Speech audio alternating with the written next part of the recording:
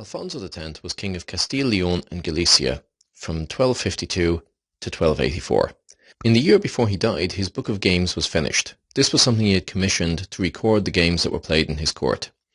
To take from the book, "We Don Alfonso, by the grace of God, king of Castile, Toledo, Leon, Galicia, Seville, Cordova, Murcia, Jaen and Algarve, command that this book be made, in which we speak about, in which those games are made most beautifully, like chess, dice and tables."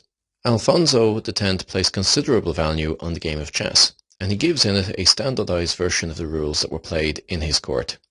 I'm going to take you through those rules so that you'll be able to play and you can see how the game is won or lost. The first line of troops that we meet on the chessboard are the pawns. Alfonso informs us that these represent the average people in the army.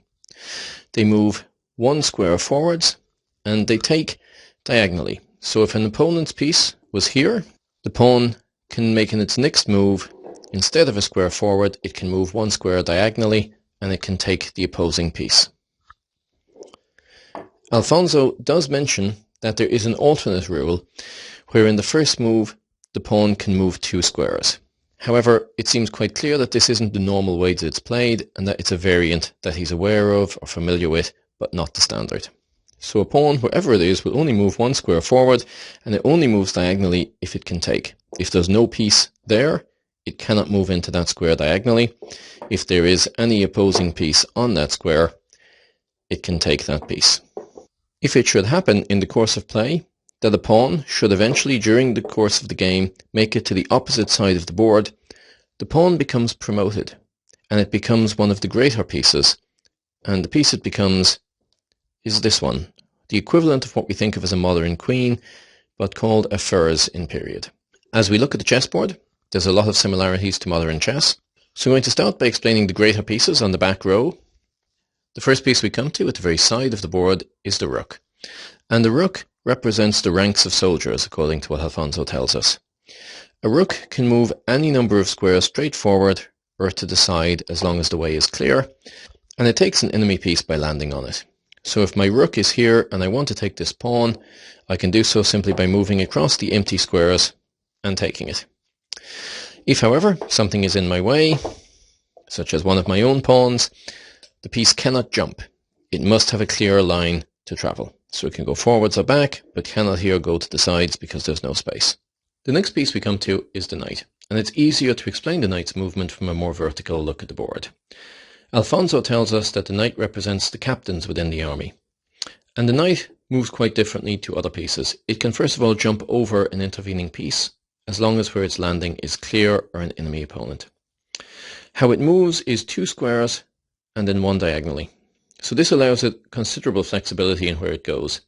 From this square, the knight could move two squares and one diagonally to there. It could move two squares and one diagonally, and if it lands on an opposing piece, it removes that opposing piece. So from here, two squares and one diagonally, in any way, as long as the in square is clear or it has an enemy piece on it, it can land there. If there's one of its own pieces there, obviously it can't move to there. The next piece we come to is what we would think of as a bishop in modern chess, but in most versions of early medieval chess and Middle Eastern chess, it is in fact an elephant. And Alfonso X refers to this as a fils, and then explains that this is in fact an elephant. So moving the fils, it hops over one square, lands on the second. Whatever's in the intervening square is unharmed. So if there was an opposing piece, it would hop over, this piece is unharmed, and it lands here. If an enemy piece is on the square it lands on, it takes that piece. As such, it's very limited. There are not very many squares that it can move to. It can never, for example, reach this back row in moving in this way. Next we come to what people would expect to be the queen, but in fact this is a furs, and what Alfonso tells us about this piece is that this is a standard bearer for the king. So the furs moves one square diagonally. So it could move there. It will always remain on its own colour because it can only move in each go one square diagonally. If there's an enemy piece on the square that it moves to, it takes that piece. There's one other move that the furs can make, And that is, if it hasn't moved before, and this is its very first move, it can move hopping over and landing on a diagonal, like the elephant does, or it can move in a straight line, hopping over one and landing on the second square. Always in this case, it will end up on its own color. So there are in fact potentially 5 places it could move to on its first move with this hopping jump. It can move to the side 2 squares, to either side. It can move diagonally 2 squares, or it can move forwards 2 squares. As this is only something it can do in its very first move, it will never be able to move backwards in this way. From this point on, it moves as I've already described, just 1 square diagonally, so it will always be on its own color. In its first move, if it is making this long jump, he cannot land on an enemy piece. So if there was an enemy pawn here, I would not be able to move and land on this piece. I am not allowed to capture when I make that first move. The final of the greater pieces is the king. And the king moves 1 square in any direction. And Alphonso refers to this as moving in a meditative and controlled way, where the king is weighing up things and not making rash movements. So if the king was here, the king could move 1 square to either side, 1 square forwards or back, or 1 square diagonally in any direction. So essentially all 8 squares surrounding the king are potentially somewhere he can move. If one of those places is occupied by an enemy piece, he can take that piece by moving into it. The way that the game of chess is won in Alphonso X's book of games is by the king being placed in check and then in checkmate. So in check, he could be taken on the next move, and checkmate means that there is no move that the king can make that will get him out of check. So I'll demonstrate this here. If this knight moves forwards and across, he now is in a position where on his next move he could take the opposing king. So this king is now in check. The king is obliged to move out of check because otherwise the game ends. But the king cannot move into check from this position. So for example, if we went to move the king to this square to come out of check from the knight, it would actually be moving into check by the pawn, because on the next move the pawn could take diagonally just by stepping to there. So at no point during the game can the king intentionally move into check. The king has to find another option here.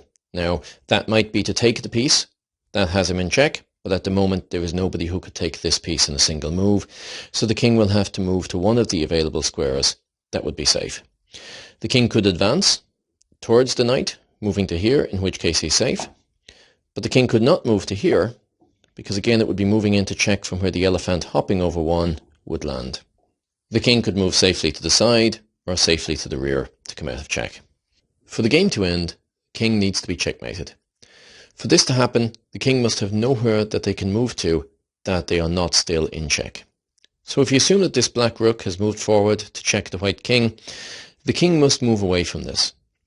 The king has 3 options here, can move straight back, diagonally, or one to the forwards. If the king is to move to the rear, at this point the king is now open to this other rook coming in and now placing him in a line of check. So in the next move, this piece can take anything on this line, including the king. The king can't simply move away. Both of the squares that are alternatives in the next line are covered by this other rook. So at this point, that would be declared as checkmate. The king has lost. The player of the black set has won. Okay, hope you found this useful, and I hope that you can go and start playing. All you need is a modern chess set and you can play. There's nothing different in terms of the pieces and the board that we can use to play this.